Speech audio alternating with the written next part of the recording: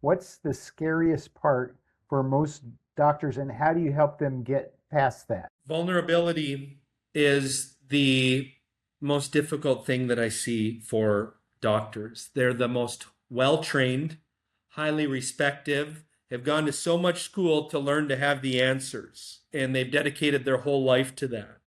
When they go into business, that's a whole different ballgame, especially if they went from insurance to cash. So, like, you got to surrender and let go of that. You didn't become a skilled doctor overnight. You got to find the right team members or the right metrics or the right coaching mechanism in order to put it all together. I didn't get where I got, Zane, without high level masterminds and coaching. When the walls toned down, we doubled down on our expenses in coaching. There's people that know the formulas of how to get there on anything that you want to do. So you hire experts that know how to get a result at what you're trying to do. And you learn to trust your intuition and make deals that make sense and hold contracts.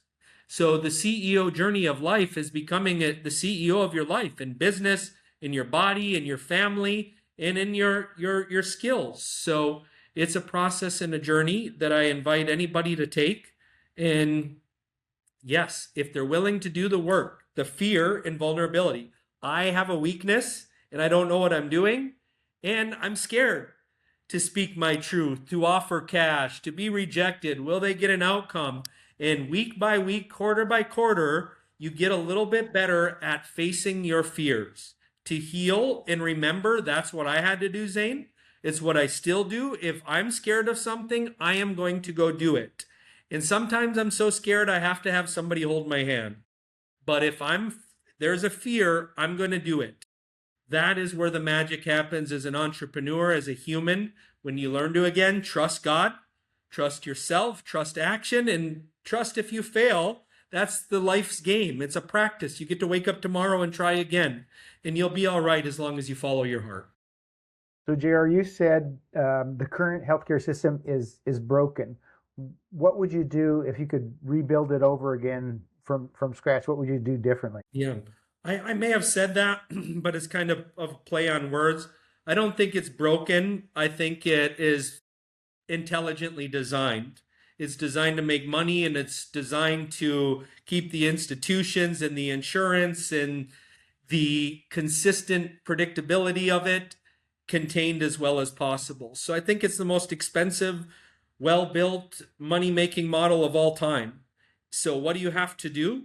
You have to create the models that get the best outcomes. And then when you do, and people see the proof, they come, and when you are living it and you are healthy and living it, people are like, how do I do? And then they believe you because you're not manipulating. You're telling the truth. So I believe truth is the best healthcare model of all time.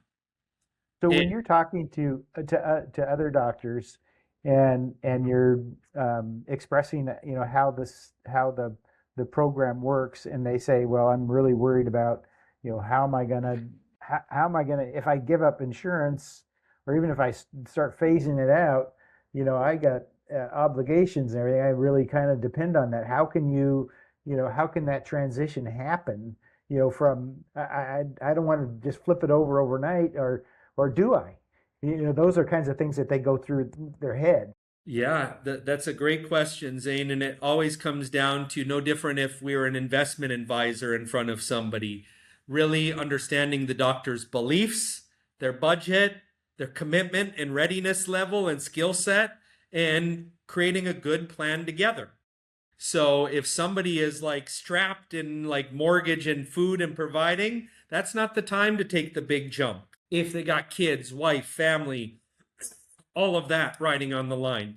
It may be like if you're working at another facility and have this dream, it may be like negotiating 410s or 3 6s at the hospital, or doing locums and starting your 1 day and building slowly in that and getting mentorship. It may be like, okay, doing 1 day, I still provide the bread, but I can get the structure, and then I'll let a PA or a nurse do the other part. It could be a lifestyle and a biohacking model that doesn't require another provider, and you're doing things. There's so many ways to incorporate wellness or online things in a way that works. And for some, if they've got the family, the resources, they've saved up enough, burning those bridges and going all in kind of makes you all in. And I do believe when you immerse and go all in, you can get a faster and better result. And not everybody's built like that. So it's okay either way. We'll love you no matter what.